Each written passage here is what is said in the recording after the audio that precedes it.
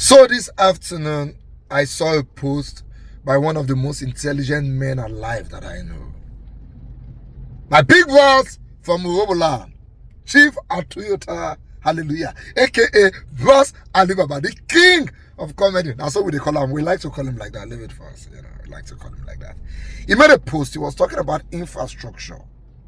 And he used the Third Mainland Bridge as an example. And he talked about people that were against those infrastructure being built when they wanted to be built, right? And then he analyzed the advantage of those infrastructure today. Let's go through his post. He said, when Nigeria began building the Third Mainland Bridge under President Shehu Shagari in the 1980s, many Nigerians kicked against it, asking, that bridge will go shop. But imagine Lagos today without that bridge. This consumption first mentality has to stop. No nation develops that way. The infrastructure you enjoy tomorrow must be built today. And the ones you like today are the ones that were never built yesterday. It's a copied quote. Who remembers the number of court cases that trailed the announcement of the Lekki-Ikoyi Bridge? There were even placards carrying protesters. Now just imagine the traffic on Ozumba by the way without the Lekki Bridge. It would have been a total chaos. Sometimes back, if you recall, there was even a protest by some people about Terminal 5. There were protesters that had to be dispersed and arrested even. Today, people are employed.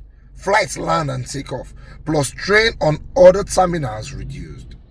Progress may not be seen. People may have reason for not wanting change. That is why it's called overriding public interest. On a final note, something should also be prioritized urgently, especially in Lagos. Underground tunnels and overhead rail tracks, not to mention electricity.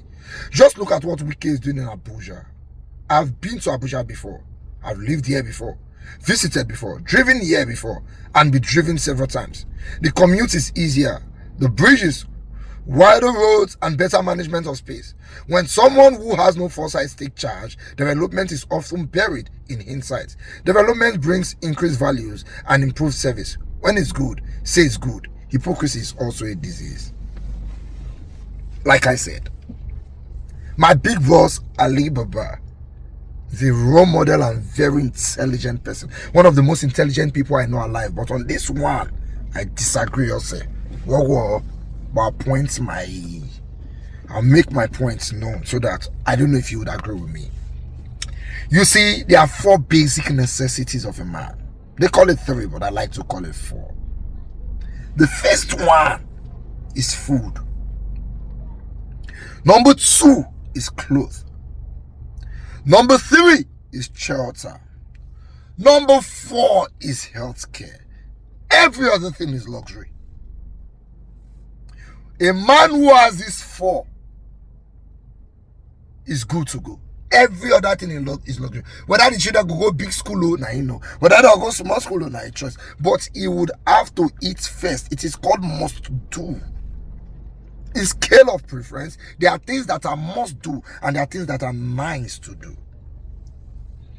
A man must eat. Number 1 is a must do.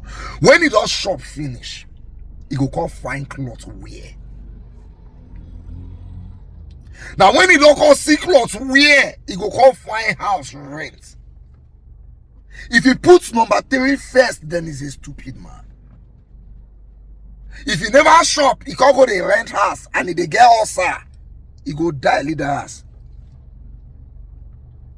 In fact, if care is not taking the AC he buy inside the house, he go sell am. Take buy medicine we want to treat the ulcer later. It is a man that have eaten and have seen cloth to wear that will now rent a house and put AC. But that is the position we are in Nigeria today. We're not telling the government that Third Mainland Bridge is not good. We're not saying don't give us an international standard airport. We're not saying don't put train in the sky or on the ground. We're saying people would have to eat first. A country where hunger is the order of the day, where we have malnourished children, malnourished children, and people are losing their lives in the hospital every day due to lack of proper health care, should not be spending billions in building bridges. No. They should not be giving us a bridge that links Ikoyi to Lekki when people are losing their lives in the hospital avoidably because of bad health care. That is a major priority before the Ikoyi link bridge. We like the Koyi Link Bridge. It's reducing traffic on Ozumba by the way. But I would all shop where they are alive. Now they find money to buy motor when you want to pass traffic. May we fair live life. I have lived in a situation before where my house is close to the river. In this Lagos, if rain fall during rainy season, water will enter half of the street. So the water takes almost half of my parlor. We have to so tarpaulin around the mattress for the bed to float. When they call half of my parlor, so now one room with the still, so now they open the parlor. I will be about 5 inside for the bed to float. At that point in time, if my father tells me that he's looking for money to build bridge, I go swear for him. In fact, if my father tells me that he's looking for money to buy AC inside the house, I will swear for him because we need to survive first. Wike is doing roads in Abuja, but he's not paying doctors' salary. They don't go on strike. Is that not a useless decision? He's building ICC, but primary school teachers are on strike. Is that not what we call mismanagement? Putting the cart before the horse. So by all means, infrastructure is welcome, but give Nigerians basic amenities first. Once you've given us a proper working environment, we've got food to eat, proper healthcare, and close to wear. If you want to put a train in the moon, that is their business. But you cannot be budgeting billions for bridges when people are losing their lives every day. Master, do you know what is cancer in this country? If you get cancer for this country and you not get 10 million when you fit throw away, forget them. How many people have 10 million? I also, to save the life of a patient who had cancer recently, I went to FMC Yaba to go and buy First Go. It is 2 point something million at a government subsidized rate.